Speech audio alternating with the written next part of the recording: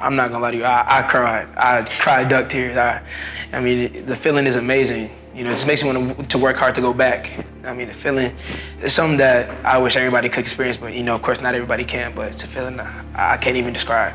Oh, it was crazy. You know, it started off being real scared. They score. They're going for 2, sitting on the sideline, like, you know, just kind of freaking out, and then they don't get it. And you just get this burst of excitement. You're running on the field, you're going crazy. So, I mean, it's just a feeling like no other. Oh, it was mixed feelings at first because, like, you know, they got the touchdown. They were down 1 point, and then our defense came through. That just, you know, brought a lot of joy to me. I almost cried, too. Could have went either way. So, you know, when we won, it was just crazy. It's a feeling that, like, you never feel that, you know, it's like a once-in-a-lifetime type thing. It was pretty nerve-wracking. It was awesome. I mean, it was like a dream come true. It's how you imagine it. I mean, pretty much every range of emotion. After we took that final knee, when we knew the game was over, it was just kind of like pure, unfiltered joy. You couldn't write a better script. It felt like it was a dream to me because I always dreamt of going there and playing on the NFL field. But it felt good. It was basically a dream come true. In 2018, the Chippewa Valley Big Reds won the Division I state championship. This season, many are asking if they can do it again. Welcome to the Valley. This is Big Red Nation. We about to clap these boys. Whoop whoop. Treat them like they some kids' toys. Whoop whoop. Hang a big L on their head. Whoop whoop. I'm so proud to be a Big Red. Whoop whoop. We gonna pop out on them boys tonight. Whoop whoop. We some dogs and they gonna feel our bite. Whoop whoop. They can run, but they sure can't hide. Whoop whoop. It's game time, cause I'm never satisfied.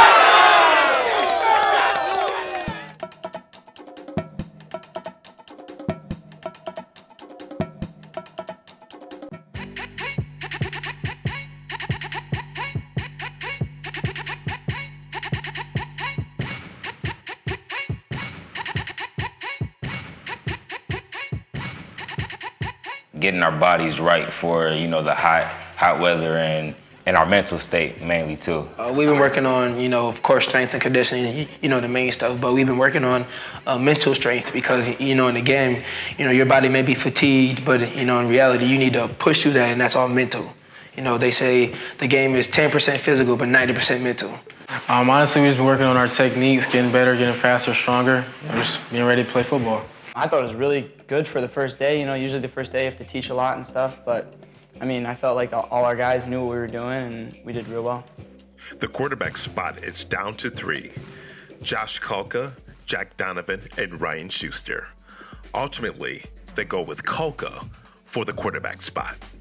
We knew we had a pretty good group of quarterbacks coming back, and I would put what we call our quarterback room, all 3 of our kids, up with just about anybody else in the county. There's not many schools that have 3 kids capable like us. The challenge was that they all do different things well, and so trying to figure out, okay, when we're building the off-season plan, based on each kid, you know, whoever wins the job, what is going to put them in the best position to be the quarterback and really utilize their skill set the best. It doesn't really come down to what we do, it's more on the players. We tell them during the summer, we evaluate and grade every single play in 7-on-7, and whoever is performing the best is going to play at the end of the day. So we have multiple ways of grading them that's very objective. They know how they're being graded and evaluated, and it's up to them. And honestly, all 3 of them did a really nice job all summer long. And Josh, just with having been a senior and having that confidence of playing last year, even though he wasn't a quarterback, I think that really kind of pushed him over the edge to really trust himself that, all right, I haven't played quarterback the last 2 years, but I know I'm a varsity football player. Coming into a new season is hard enough. Coach Merchant explains his expectations for Team 57. You have different types of goals. You know, every year we have certain goals that are consistent. So our goals are, every year, our long-term goal is, you know, to beat our rivals, to to win the MAC Red, and to win a state championship. I mean, those are our goals every year. In terms of short-term goals or different goals for each year, you know, every team's different. So this team, we'll see, time will tell. You know, I don't really get into like, okay, we're gonna win this game, you know, like we try to look at every day and what do we have to do to get better today. And then our goal is just to be the best team this year that we can be, whatever that may be. As long as we work as hard as we can and we give a great effort, we do things the right way, the results take care of themselves. And that doesn't mean you always win every game, and it doesn't mean you always win a state championship. So it's a long season. There's a lot that goes into it. There's a lot of moving parts. So, you know, it's early. We're still trying to figure some things out. And then, you know, we'll see where we're at, and we'll adjust and try to get better every week. The Big Red community is no stranger to tragedy, as they lost 3 players in the 2014 to 2015 season.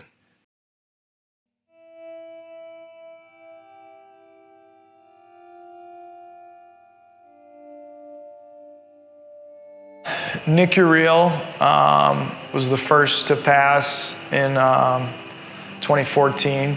Unfortunately, he had cancer, and he died right before he was supposed to graduate. So I think he had turned 18. I think it was May of his senior year. He had lost like 150 pounds. Just had a tremendous spirit, you know. Kid was always upbeat to the last minute, always was asking about the team and how everybody was doing, and you know, even though you could tell he was uncomfortable and in pain. And the following year in the spring, Alex Mackman was a sophomore. He was going to be a junior on our team, and you know, unfortunately, he got involved in some drugs that he shouldn't have, and he had a bad reaction, and he ended up going through a plate glass window and cutting his one of the arteries in his neck. He had a great family. They were involved. He played multiple sports. He was a good student. So like there weren't like a bunch of warning signs there. So pretty shocking when that happened. You know, a couple months later, the beginning of August, right before the season started in 2015, Duncan Blair, who just like a hilarious kid, just like loved life to the fullest, just really, really good young man. He's going into his senior year. He's got a chance to play.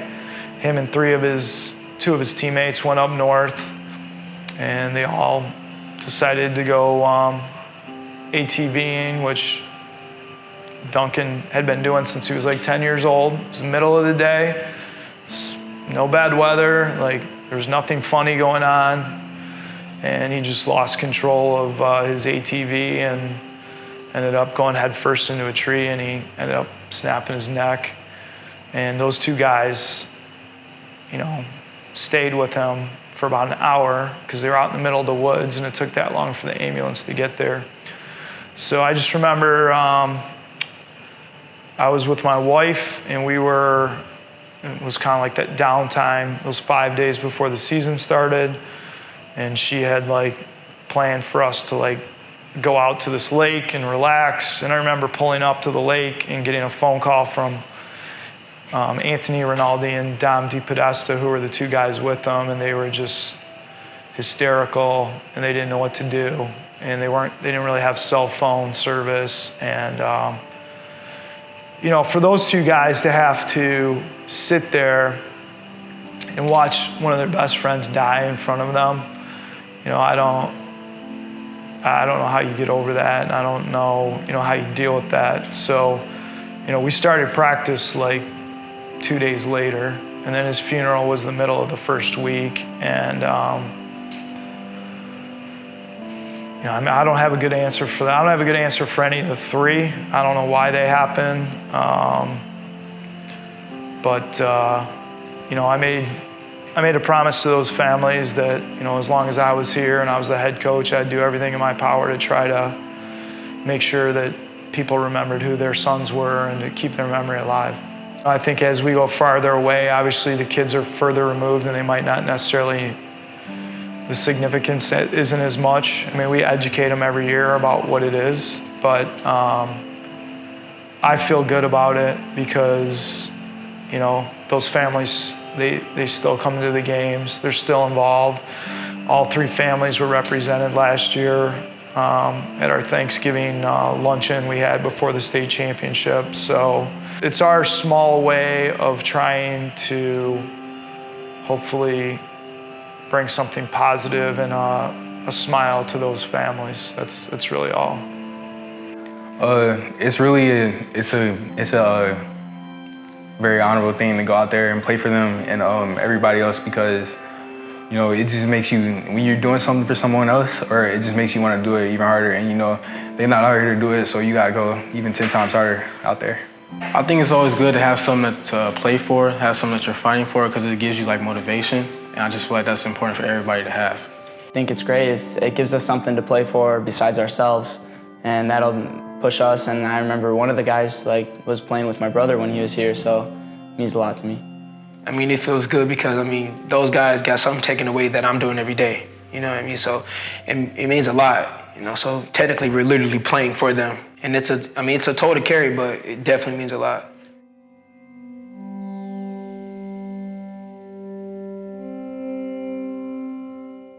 Being in Big Red, ever since I got here in my freshman year, you know, it's just all been about unity, staying together, fighting. You know, this is a community that we have out here, so we just stay together and fight because we got, you know, we got people who've been through some things. We've lost 3 Big Reds while since Coach Merchant's been here. We have teachers going through their own, you know, their struggles with everything. So it's about staying together and fighting. Oh, it means fighting, because there's a lot of fighting going on in our school, like cancer and a lot of staying together as a team, fighting together. That's a big thing. For me, I know like a few players around the team said about the people who's going through struggles and their own struggles brought the school and the community. But it feels good to play for them and for them to come out and watch us play. I mean, honestly, I think it's just like family. Like, we're all like family. Like, those guys over there, I call them like my brothers. So like, it's just like, I feel like we're all together. The brotherhood, like how we all bond together, how we all close like this. It's an honor. I mean, it's been in my family. My brother played here, my sister went here, you know. I remember coming to these games when I was real young, watching the games. So, I mean, it's great to finally be out here and playing. It means a lot. I mean, it's a lot of weight on your shoulders to carry, you know, because what's a Big Red is always a Big Red, but it definitely means a lot.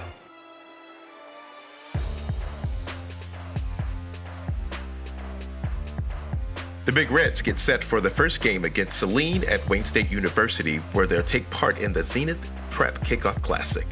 The fans are ready, and so are the players. You know, we just looking forward to get that dub. You know, that first game, we got to do that. So, you know, it's gonna be good playing in a college arena. It's gonna be a good energy, a lot of people there, and we're just gonna put it on the show. Of course, I mean, that's a rare thing, and not many people get to play at a college arena in high school. So it's gonna be an amazing thing to do. Oh, I know the atmosphere is gonna be crazy. There's gonna be a lot of people there. There's gonna be a lot of media. You know what I'm saying? So it's gonna be fun. It's gonna be a very fun experience for the players, and it's very fun experience for me because I never played on a college field before. But it should be fun. And as for Saline, who Chippewa Valley narrowly beat in last year's season opener. I want to beat him so bad. Last year we kind of started off slow. I think we got to hit the ground running and just do real well. And you know, I'm excited.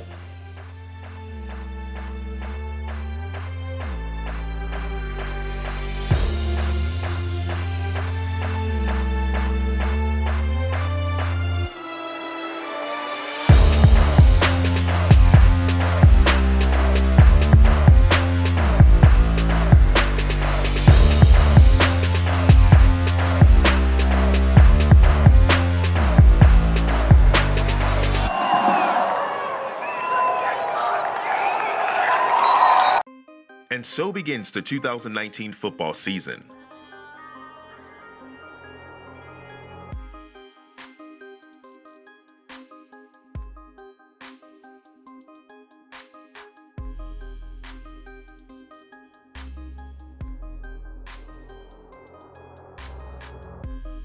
Celine is able to get on the board first with the touchdown, leaving the Big Red faithful to wonder how they'll answer back.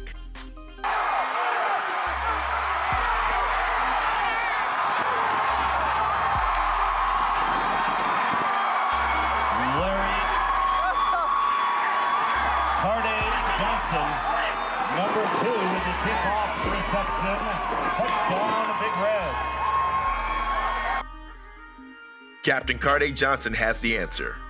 An immediate 78-yard kickoff return to score. From then on, the Big Reds never looked back.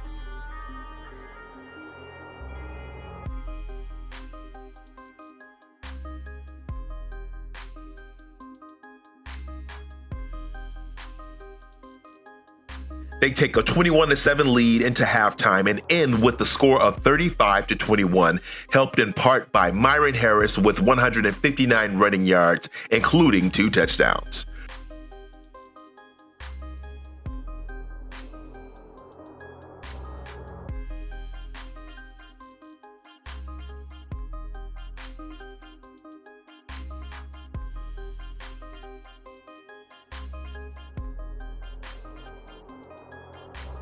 Chippewa Valley leaves with some new hardware for the trophy case.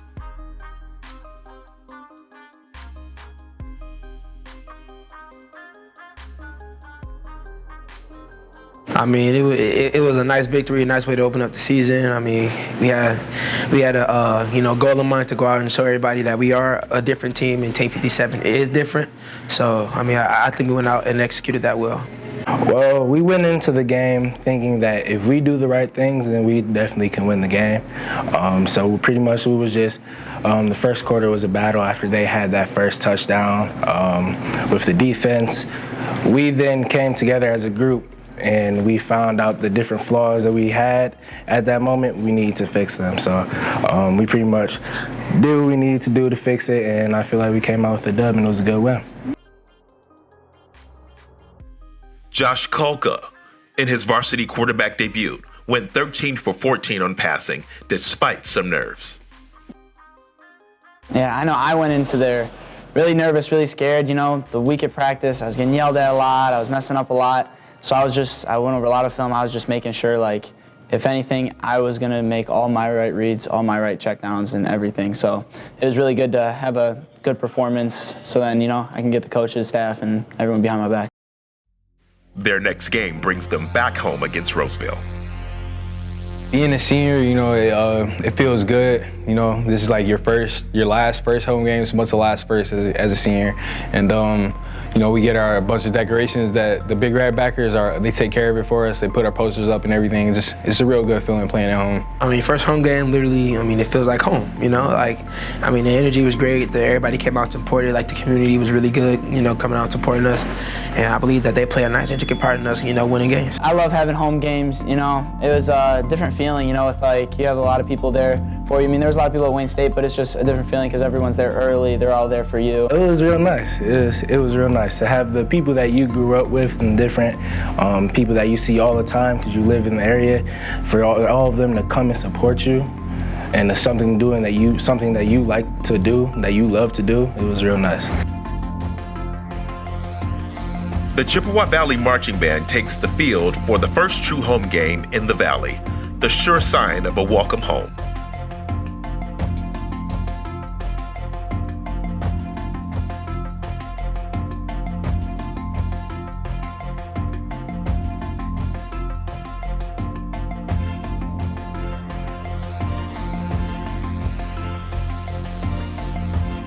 As they play, the Big Reds get set to take their place on the field.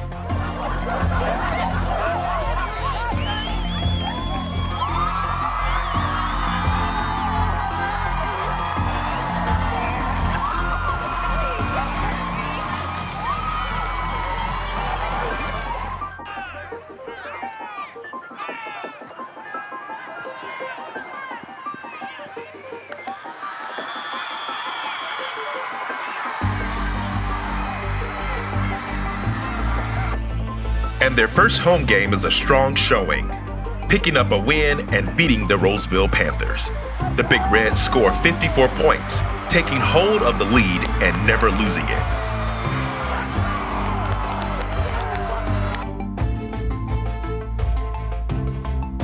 The high-octane offense and dominant defense pick up a huge win for Chippewa Valley. The only Roseville score comes in the final quarter of the game.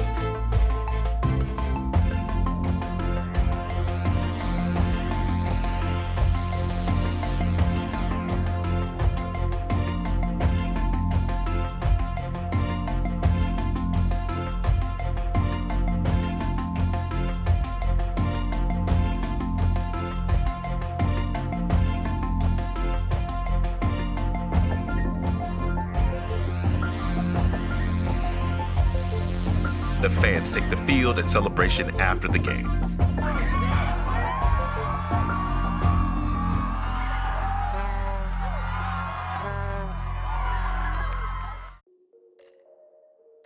Week 3 brings another home game and the Macomb Area Conference Red Opener against Eisenhower High School. It's the Detroit Lions High School Game of the Week, bringing mascot Rory and the Lions to the Valley. The team's main focus, however, is conference rival Eisenhower. The first half is shaky for Chippewa Valley. A big play by Corey Anderson sparks momentum and leads Chippewa Valley High School to the 34-19 victory thanks to a 20-point third quarter.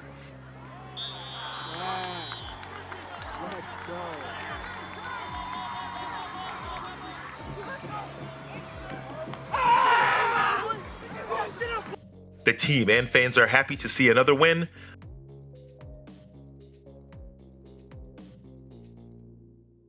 Though imperfect, the Big Reds moved to 3-0 on the season. Like after coming out, kind of flat, we knew we had to make some adjustments, and I think we did a pretty good job at that. And, coming out and getting the win, it showed us, that who has heart and who we can go to battle with. So we know that, if time like that comes up again, we know how to handle it and we know how to fight through it and get the win.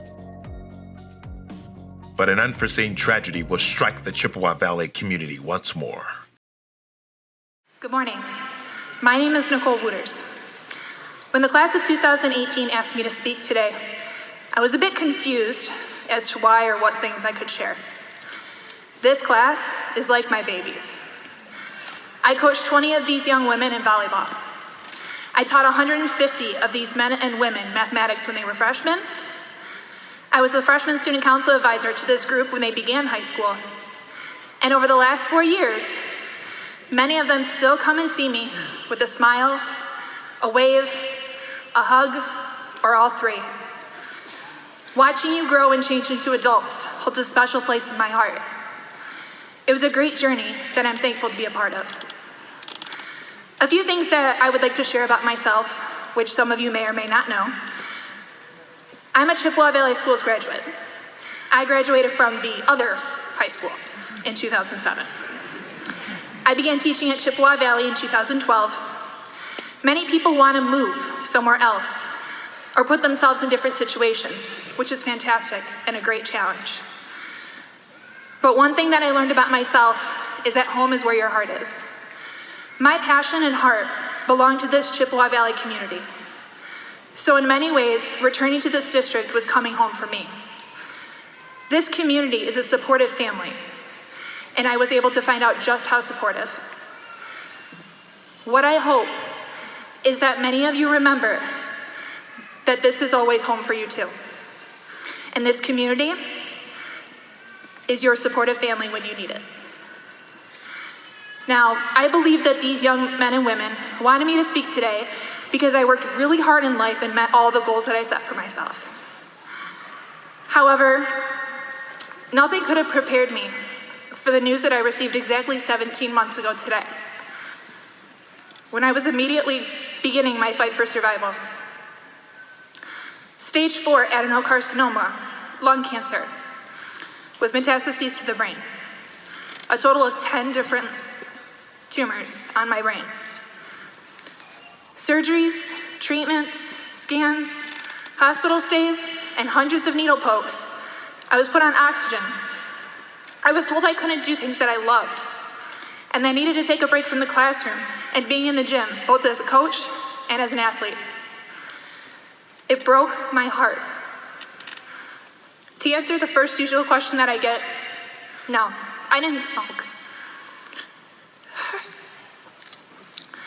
To this day, the only thing that is showing why this happened is a fluke in my cells.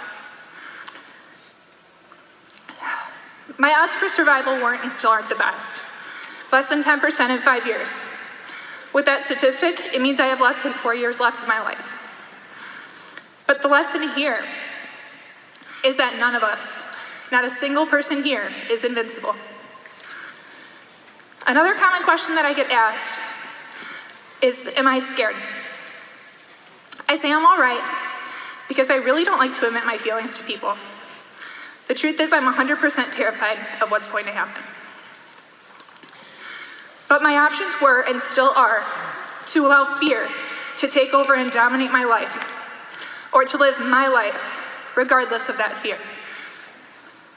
I'm not the type of person to back down from a challenge. And I thought about my family, my friends, and my students, which are you guys, from the minute that I was diagnosed. If this were to happen to one of you, what would I want you to do about it? I wasn't, and I'm still not ready to quit. So I began to find new goals and challenges. Ones that I never tried because I was so set on staying on the path that I thought I was supposed to follow for success. In the last year, I've gone out, I've learned to hike, whitewater kayak, how to surf, and how to mountain bike. I went back to teaching and coaching. I just had to take more time off to take care of myself. I've been told by my friends, families, nurses, doctors, and administration that I tend to overdo it a bit. But when I say I'm going to do something, I make it so that I can do it. That is what goals are for, and that is what my goals are today. Some people have heard of the term of a bucket list. A list that you hope to accomplish before you kick the bucket. I was given one of these lists during my high school commencements. And I'm sorry to tell you, just like a decent amount of my homework in high school, I never filled it out. I had goals that I knew I wanted to complete. I wanted to graduate from college. I wanted to be a teacher. I wanted to be a coach and one day get married and have a family. I never discovered that I had adventures that I wanted to try and accomplish too, until I knew part of my life was being taken away. I was too busy living the life that I thought I needed to have. Now my goals have become my bucket list. Long and short-term goals, and I use the time that I have left to reach them and learn about myself. I encourage you not to let life go on without doing the things that you want to do. If you want to move to the big city, do it. If you want to study abroad, do it. If you want to swim with dolphins or go skydiving, please make sure you have a certified instructor, and then do it. If you do what's right, morally and ethically, the money, the jobs, the family, they'll all be there. They were there before, and they will be there when you get back. Don't worry about missing opportunities, and don't worry about being on the same pace as others. You have to decide what is the most valuable part of your life. You may never know when your life is going to end, or what it'll bring you. But all I can tell you is that every day is a beautiful gift. There are no repeats, and there are certainly no time for regrets. So to the class of 2018, my goal for you is to never stop reaching for what you want in life. You should never stop trying to achieve more. You should never stop fighting for what you want. Work hard, and don't let your life go by and smile at the little things along the way. And when that day comes, that you do something really cool, or you risk something that you never thought possible, I hope that you think of me and this moment, and remember that it all worked out. Thank you, and congratulations.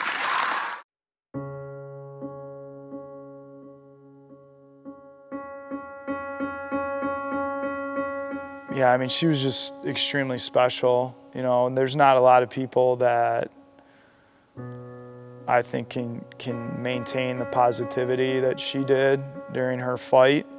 You know, she coached all the way up until this year. She taught all the way up until this year. Her whole philosophy was she didn't want to hide it. and she didn't want to let it change her life and who she was until like there was no other choice. And I think she did that beautifully. You know, she wanted to help other people going through the same thing, and I think that tells you a lot about what kind of person she was. She didn't just kind of like shrivel up and just stay in her house and not let anybody see her. She was very vocal, and you know, everybody could kind of see what was going on with her, and she wasn't afraid of that. So for me personally, I can't speak for the boys, but you know, she spoke to our team a couple times before games, and she was the captain at our annual cancer game a couple of years ago. You know, she's somebody who, you know, we would have some great conversations about life and sports and kind of how those two reflect one another. You know, having her on the sideline for the state championship game was really special. I mean, the field was, you know, I mean, it was supportive, but I mean, you know, it's never good when you lose somebody that close, you know, to the organization and to the community, and it's part of, you know, and to the school.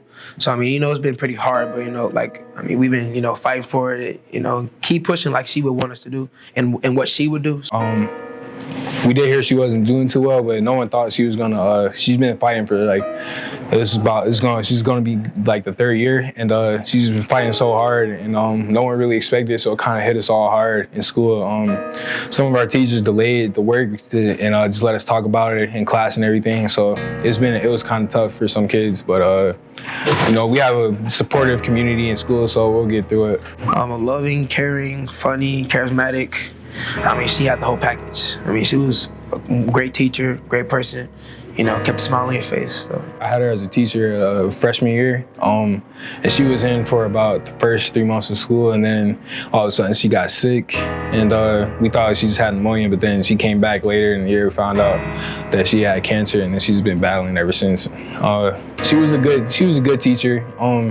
I'm not good at math, so I always had to ask her for questions and stuff. She would help me make extra problems for me and everything. And she was nice. Everyone liked Miss Wooters, and so it kind of hurts a little bit. I don't know, it feels great. I remember last year her coming and giving us pep talks before games, and you know, always got us all fired up. I don't know, it just kind of makes you realize that you gotta like love every moment. You gotta live every moment of your life like it's your last. She inspired not only our school, but like our whole school district.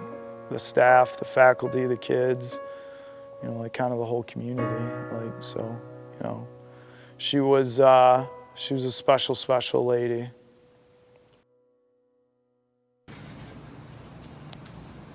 Hey, Miss Wooters, we miss you. We just wanted to send our love and our motivation for the Chippewa Valley football team. Let me hear 2 beats, 2 cups, and a woo woo Wooters. Woo woo Wooters. Love you, man.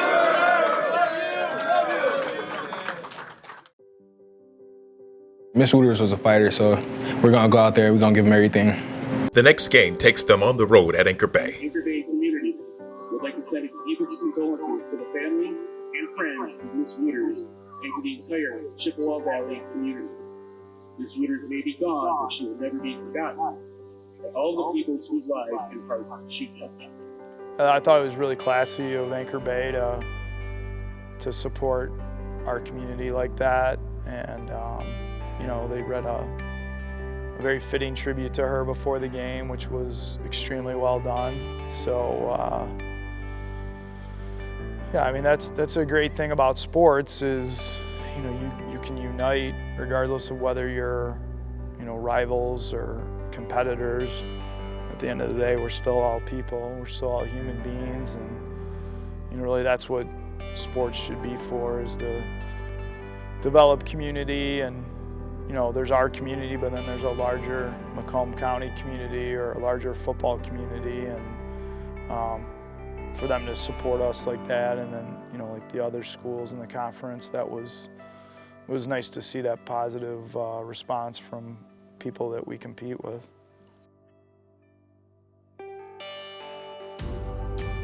And they win the game for Miss Wooters, beating Anchor Bay by a score of 49-13.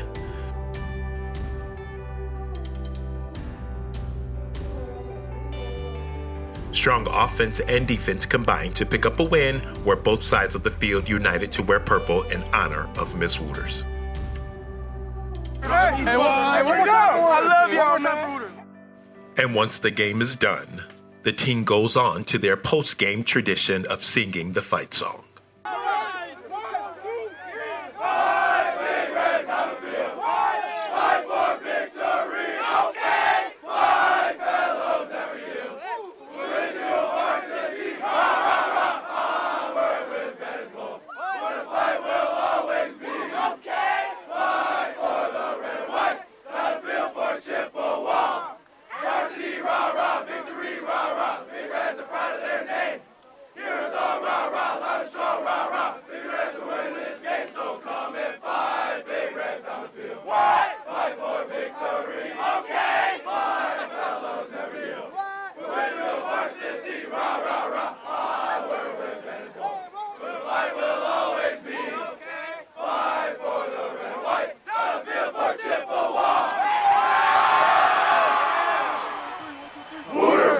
I just want more. It's real nice. I don't want to stop. I want to make sure that we get back to where we were last year and come with another state championship.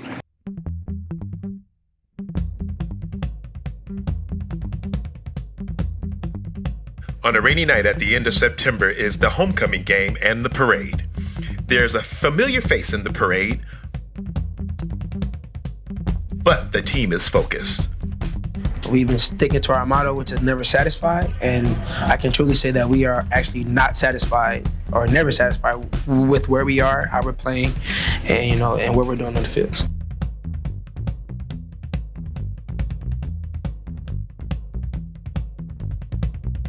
Despite the homecoming festivities, the team keeps their mind on the game.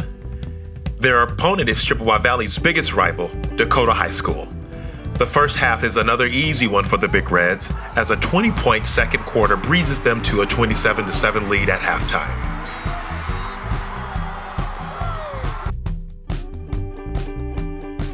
They're in good shape on both sides of the ball, with the encouragement of returning Big Red alumni. It seems that there's no way Chippewa Valley will lose this game.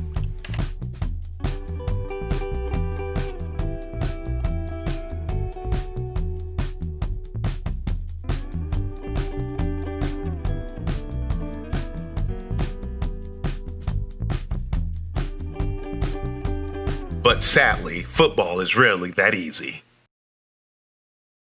It starts with a Dakota interception on the first drive of the second half.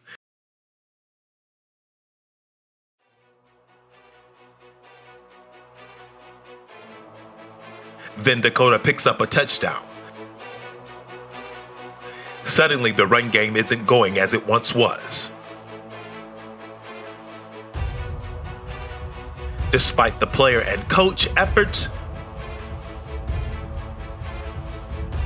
Dakota scores again.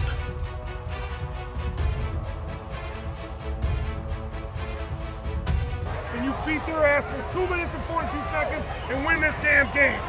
Hey, let's get it. It's on us. Let's go. Let's go. With Dakota in win position, it comes down to one play.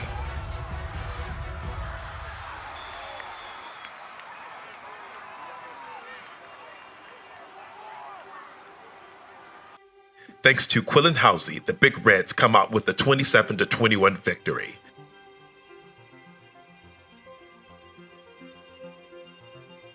However, there's still work to be done after the closest game of the season. Well, I know, especially for me, I haven't played quarterback since freshman year, so Myron started over me JV year. I didn't get to play last year. A lot of people didn't think I'd even start this year. So I think it's, every game I kind of come in a little jumpy, a little antsy, maybe even a little nervous just because I know I got to prove something to everyone, and I just I pull it out in a lot of energy and trying to keep everyone up, try to be a leader, because I know if I'm energetic, I know guys look up to me, so I know if I'm energetic and up, and they'll be able to. Our number one goal every year is to beat our rivals. So, it was eerily similar to last year's game, same thing. And we held on to win, and that team did a great job of they were happy we won, but they also knew we could play a lot better than that. And then from that point on, they kind of got better every week. So hopefully with this year's group, they're able to replicate that and, not be satisfied with just winning, but be understand that, like, if we ever put 4 quarters together, like, we can beat anybody in the state and probably will.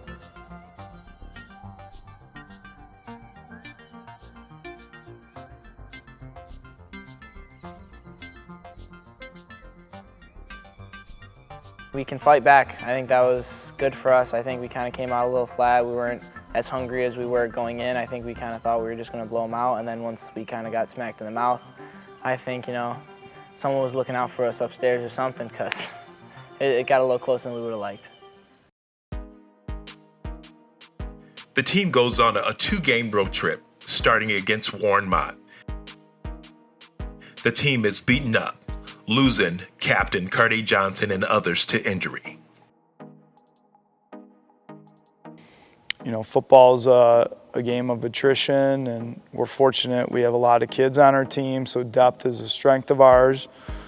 And, we have some guys getting some opportunities to play this week who, haven't started earlier in the year. So, if you're going to be a good program, you need depth and you need kids to step up when it's their opportunity, because there's always going to be injuries. We were really fortunate last year. We only had 1 season-ending injury, and that was, like week 11. So he only missed 3 weeks. We already have 3 or 4 season-ending injuries already this year. So it's not just, you need to be good, but you need to be lucky too. And right now we're a little bit unlucky, and our guys have to step up. I'm looking for a win, for the amount of players we have out. I think that we're still gonna do what we're gonna do. Just trust the coaches. Trust and believe that they're gonna call the right plays. We just gotta execute. Next man up. We have a extremely good coaching staff. We coach our kids up and we coach them to be game ready. So next man has to step up and do his job. However, that doesn't mean that the team isn't ready to play. Since we're going against Warren Mott, I'm trying to look for some more sacks these games coming up. I need some sacks.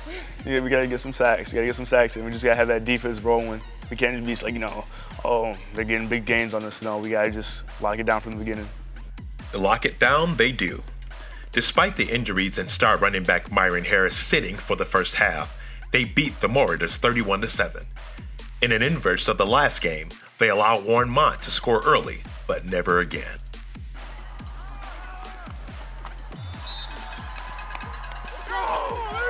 Let's go!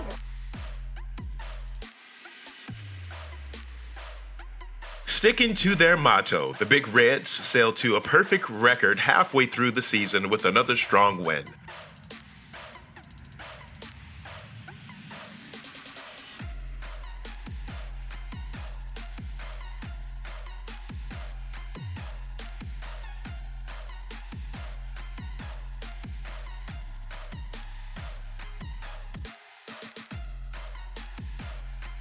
They have yet to lose a game since 2018. Let's go! Ladies and gentlemen, please welcome the Big Reds of Chippewa Valley.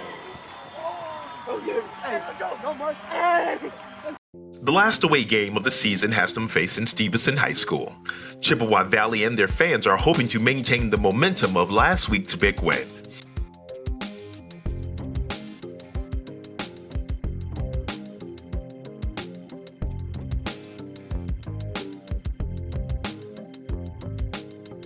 Stevenson is able to get on the board first, with Chippewa Valley giving up the early lead for the first time.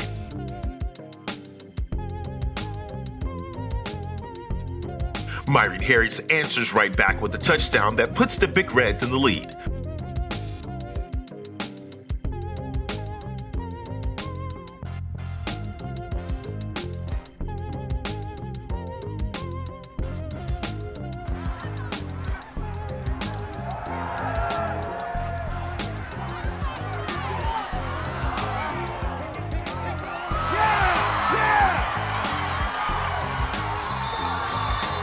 Despite a shaky start, the Big Reds get rolling with an interception that leads to a touchdown.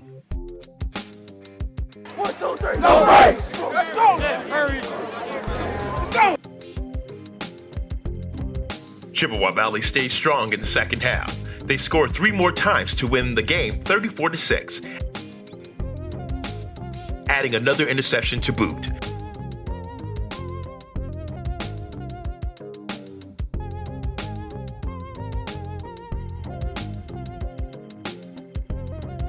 Coach Merchant was pleased with the results. Hey, that's a gritty win. That's a gritty win. Good job by you. Good job by you. Right? You're always going to get everybody's best shot. You're always going to get everybody's best shot. Okay? And they came out swinging. They did some things. All right? But eventually, we got it going. You got it going. You guys made plays. You did what you needed. Defense, really, man. After that first series, you guys did a really good job the rest of the way. Okay, but we got to. There's a lot of little things we got to do better. Okay, a lot of little things. We can't keep missing extra points for whatever reason. We can't give points away. We can't punt the ball 10 yards. Okay, we can't have 15-yard penalties and things like that. Those are the things that lose football games. Okay, but hey, defense second half was awesome. Okay, we had some young guys, some sophomores make some big plays for us on offense. All right. So a lot of really, really good things, okay? So let's be humble in victory. Let's be humble. Let's get home. Let's get everybody help out. Don't be a guy who doesn't help out. And then we'll talk to you back at school. Good job, guys. Good job. Game 8 returns home to Chippewa Valley's annual Fight Cancer game, purpled out in honor of those we've lost. But it's their toughest test of the season yet, against the Romeo Bulldogs. At 7-0, they're ready for the challenge from the 6-1 Bulldogs.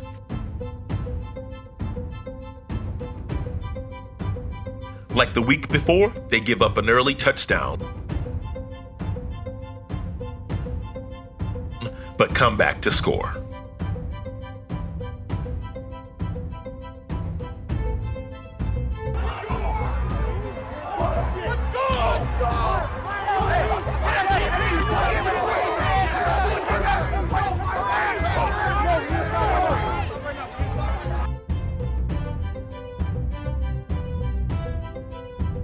It's a powerful back-and-forth battle between two good offenses and defenses, with turnovers from both teams.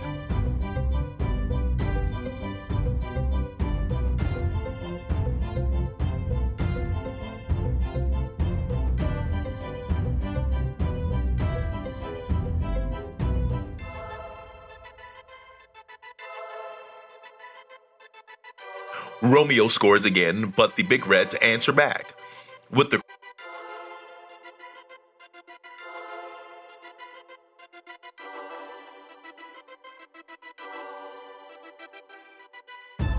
the crowd on their side, the game is tied up going into the fourth quarter.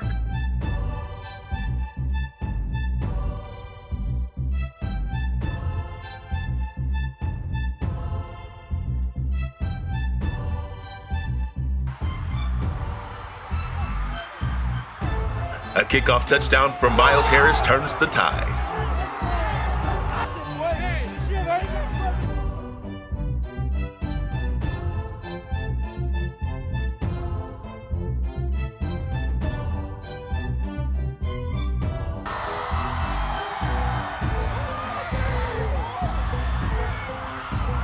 And the Bulldogs are held to a field goal in the fourth quarter. With the defense coming through on final plays, the Big Red wins 21-17. We got to remember what we're playing for. So although they played for the win, they also played for those who have fought cancer and in honor of those who lost their valiant battle.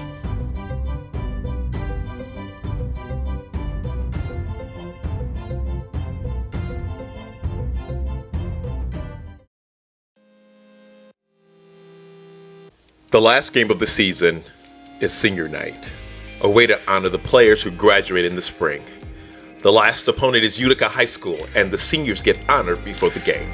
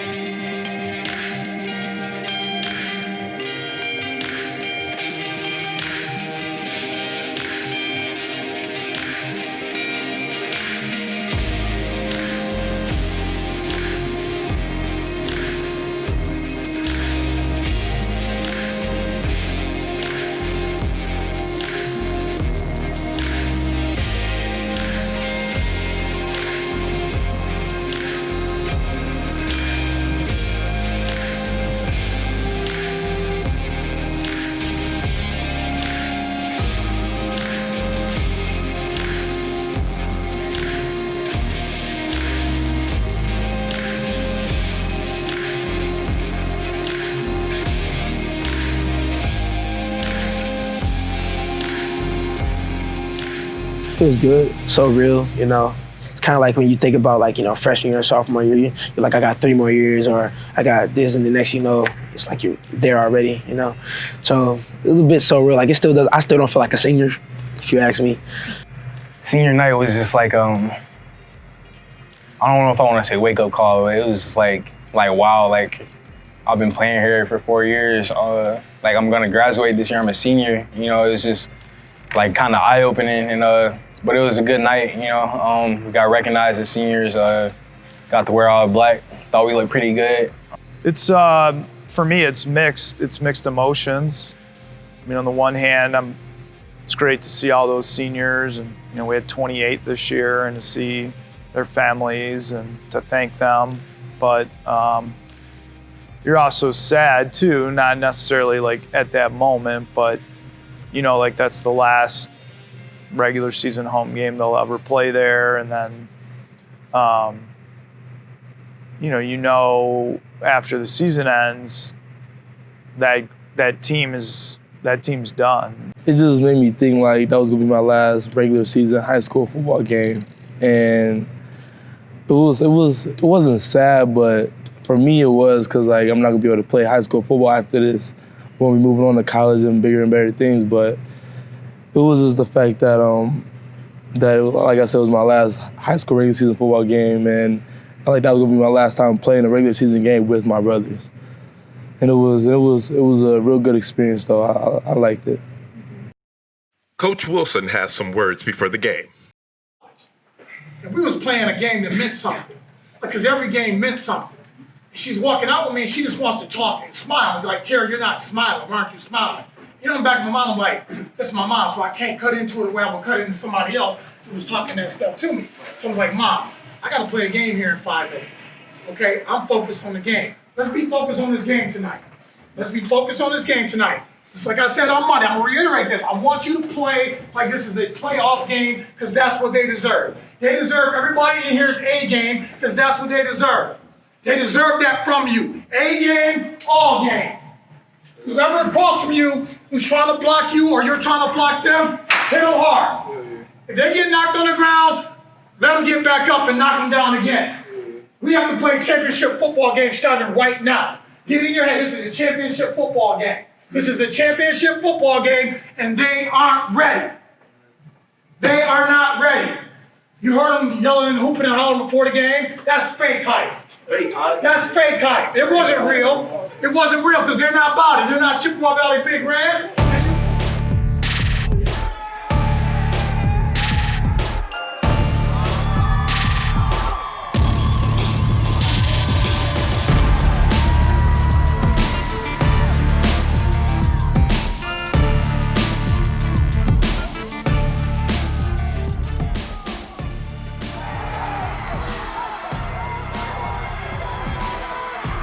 Big Reds jump to a quick lead despite turnovers on both sides of the ball. The game is scoreless until late in the first quarter. The score is 12-7 in favor of Utica.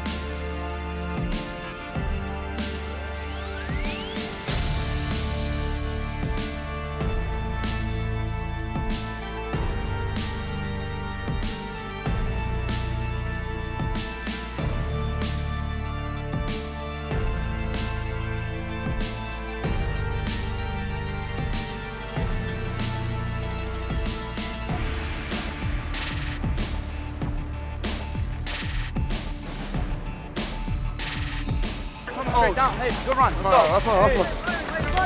That's the first time we're in Texas. An explosive second quarter puts the Big Reds on top. They finish another perfect season 9-0, knowing there's more work to be done.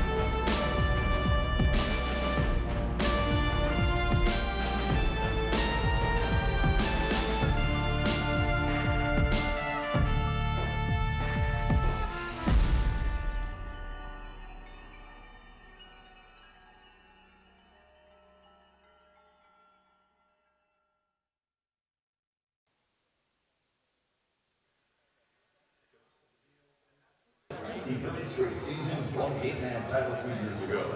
Two more powerhouses back in the most points the Shamrocks scored in a game last year. We had that. Yeah, right. And we'll come out on top on that one. Are they your favorite again? Oh, yeah! We'll take on Rochester Hillstone. Great Michigan playoffs for the first time since 2013. Game 2 features the 7-2 Highlanders Rochester Cavs. Traveling over you guys now with the battle taking boys from and in Region 4 district, the Cougars of the Dakota getting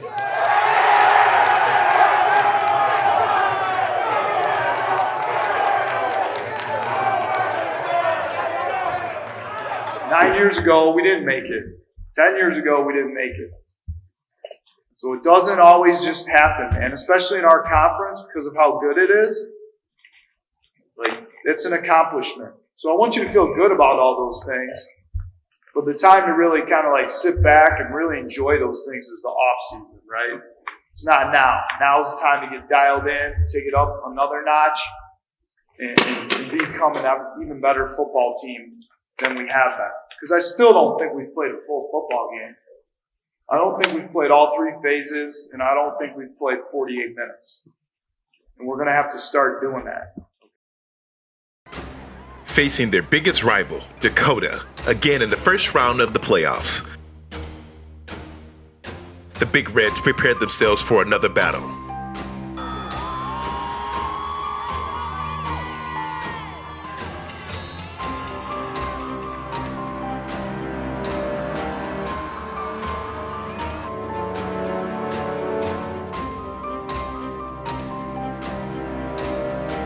First half is a powerful battle, but Dakota places themselves in the lead.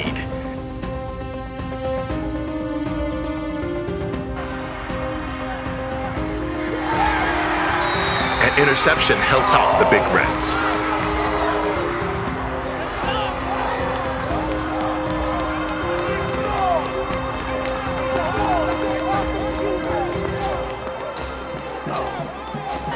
Get up!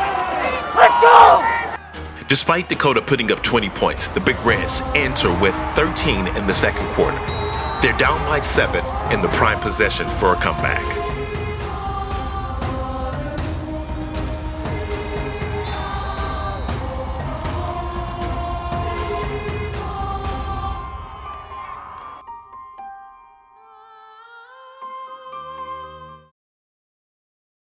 But sadly, football is rarely that easy.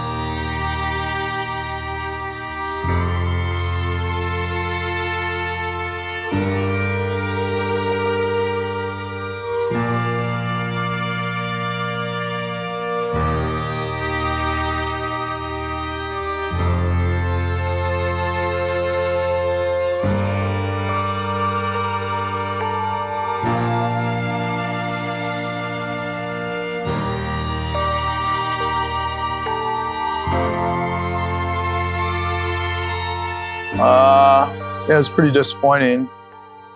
I don't think we played our best game of the year. So I thought they played well. I thought they deserved to win. They played better than we did. So, that's not really the disappointing part of it. The disappointing part is it's the end of the season. You don't have any more practices. You don't have any more games. It's just over. The finality of it. When you're in the playoffs, you always think you're going to win. You always think you're going to move on. So then all of a sudden it's just over, and that's pretty sudden. The emotions were strong. I can tell you that, because just not losing in so long and just not having a losing mentality. We go into that game expecting we're going to win. They come out with a good game plan. Keep our offense off the field. run the clock down, and then losing, it was like a stunning, you know. So took a couple days to get over that, but at the end of the day, you know, it's gonna make us all better men. You know, you gotta roll with the wins and the losses, so we'll be fine about it.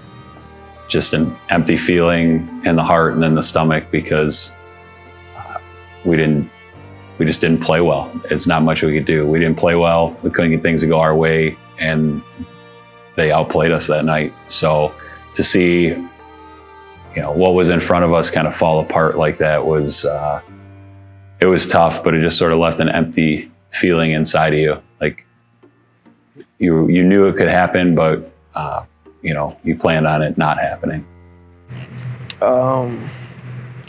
Emotions were so real, you know, nobody, I mean, never would have thought it would come so fast, you know. It didn't feel real to me at first because like if I would have known that would have been my last time putting on a Chippewa jersey and wearing that Chippewa across my chest, I think I would have took the game a little bit more serious. Not saying that I didn't take it serious, but like I just would have took it more serious. I should have been taking it like that from the beginning, but I mean, it is what it is. I just told them that I was extremely proud of them, that I don't think anybody expected them to accomplish what they accomplished this year besides them and like our team. You know, a lot of people didn't think we were going to be very good. We weren't picked to win our conference. So for them to replace arguably the most talented class that's come through this high school in terms of football, and then to overcome all the injuries and different situations we had during the season, I mean, I thought they did a phenomenal job. So there's zero disappointment in them on, you know, from me or our staff. You know, I think they gave us everything they had. I think they did the very best they could, and that's all you can ask. So, no, I don't, you know, again, like one of the reporters asked me after the game, you know, are you disappointed at the result? You know, sure, you're disappointed you lose, but again, I'm not disappointed in the kids. I'm not disappointed in the team. I never got the feeling that our guys were pressing, that they felt pressure from the streak. We really never talked about it as coaches. And I don't think that a lot of them were really that aware of how significant it was. I think when you're in high school, it's the benefit of youthful naivety. You don't understand what you're accomplishing when it's going on. They just assume that they're gonna line up and win and that it's normal because we had been so successful the last 3 years. So I never got that feeling. I never got that feeling talking to the staff. I think we really did a good job of just appreciating what we had going and knowing that, you know, heading into the season, I don't know very many people even inside of our own locker room expected us to go 9-0 again because there were so many question marks. It's not that we couldn't, but with the amount of, you know, youth that we had stepping onto the field, we knew we could go 0-1 to start the season right away. Like it's just the way it is in our conference and our. It's crazy, like you really can't like get that anywhere else. Like that's why I love football so much because, you know, you play this game so long and then you, especially in high school, you know, you grow up with these kids and then like from middle school, even before that, you might play Little League together and then you just play together your whole life. You know, you get closer every year, you begin to know each other and you just get to having each other's back and you just really form, you just really become brothers because you're with each other like all day in the summer. You know, you might go to camps together, stuff like that. You know, you spend the most time with these guys. So it's just like something that's really hard to explain. You just, if you know, you know. Team 57 was a really good team. It was a lot of talent. And also, it was that the brotherhood was there. Like nobody, like everybody had each other's back. Nobody fought. It was all just family. It was like a family environment. It felt like I had like 60 brothers basically. But it was the brotherhood was there. The brotherhood was there. It was coaching staff, I mean, did more than expected, you know. And I mean that like with no bluff, you know. Like the coaching staff was the best coaching staff I've ever been around. And I mean, like the way that they brought us together and made us believe, ourselves and made us dig deeper and find better players within ourselves was just great, just amazing. I mean, really, to me, it means being part of something bigger than you and being part of a family. Like I said, like this last year, our motto was brotherhood, and then this year, never satisfied. But like we really were a brotherhood. I don't think everyone kind of realizes that, like how close our teammates and our teams actually are, and our coaches actually care for us, and how the community, really supports us. So I just think it means, just being a part of something bigger than you. Just how all the leaders and like how close my friendship, like last year I was cool with everybody, but this year it seemed like we were like an actual family. It actually means a lot to me, like just know that that you gotta be hardworking in order to be a Big Red, and just know like my hard work is starting to pay off, and all thanks to the coaches, and they all been there for me no matter what. They believed in me, and they just believed in me. Just know like I'll get the job done. And it means a lot. Like it was so real to me. Like at the end of the Dakota game, when I had my jersey, I couldn't even take it off because I just kept crying, because I'm like, once a Big Red, it's always a Big Red.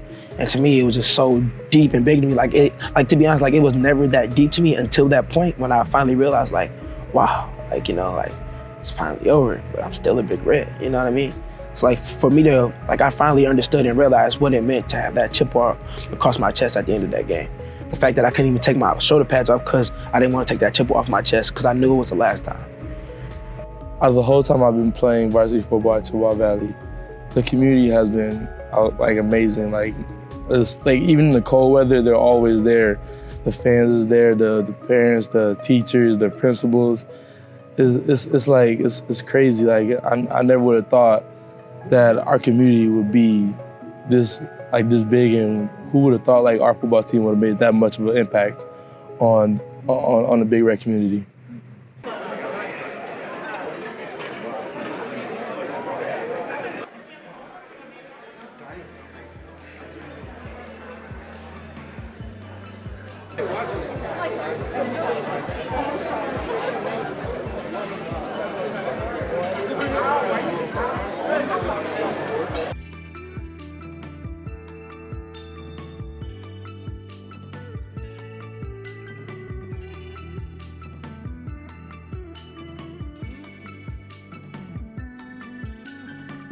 Although their season ended early, the Big Reds get to celebrate their players with an end-of-season banquet. Players are named MVPs based on teammates' votes. These were voted on by the players, so these were player-driven and chosen by them. 2019 Defensive MVP, DeViris McGraw.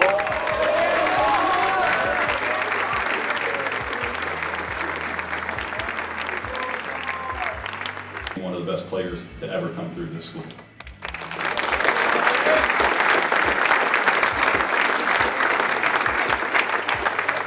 I don't know if it was most improved, but just took advantage of the situation. Antoine Gunter.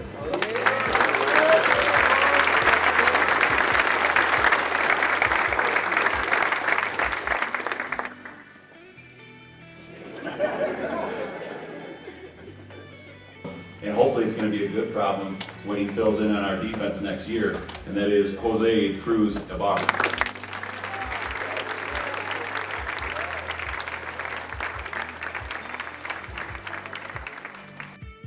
With the awards, the 2019 Big Red season brings its season to a close.